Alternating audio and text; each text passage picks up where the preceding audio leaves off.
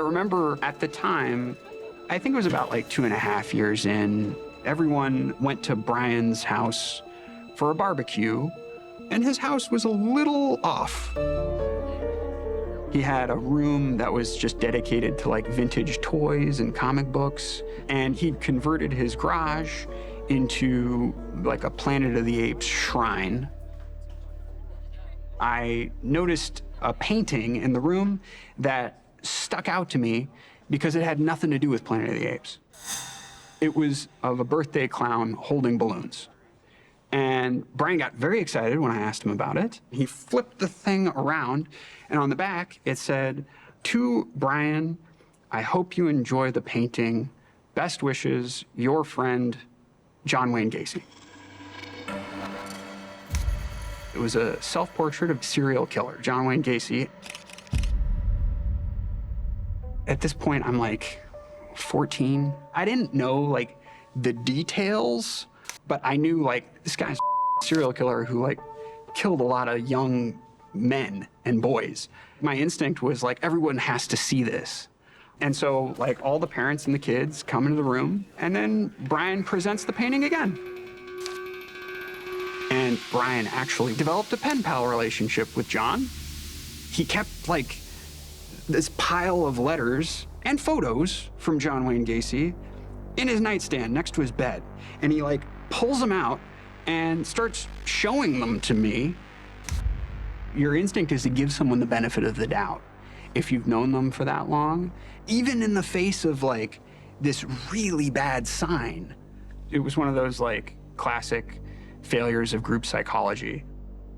This man who was like trusted as basically a supervisor of kids is not safe. It was probably just like several months after this. One Monday morning, we have the table read. That table read was so weird. The energy was really off. There were people that I had not seen before, and after we like do the table read, Dan says, would it be possible for the parents to leave the room for a moment so that our friends can talk to the kids? We thought it was an announcement, like, hey, we're gonna go over some stuff. And this happens just after Brian Peck is arrested on 11 charges of child sexual abuse.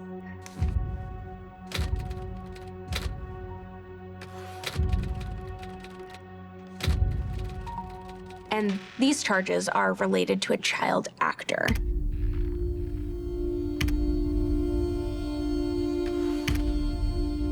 We're like, what? You sure, Brian Peck? And then these guys said something to the effect of like, Brian isn't gonna be here anymore. Does anyone have anything they'd like to say?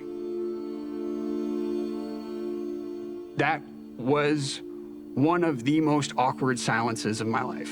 Everyone was like looking at everyone else, basically wondering like, is someone gonna admit that like they were abused by Brian? Thinking about it now as an adult and having the parents leave the room, that was a little sus. At the time, that experience was really disillusioning. It left a lasting impact on me in terms of how the world works. We go through enough as child actors, and for us to not feel like we have a voice, that's worse.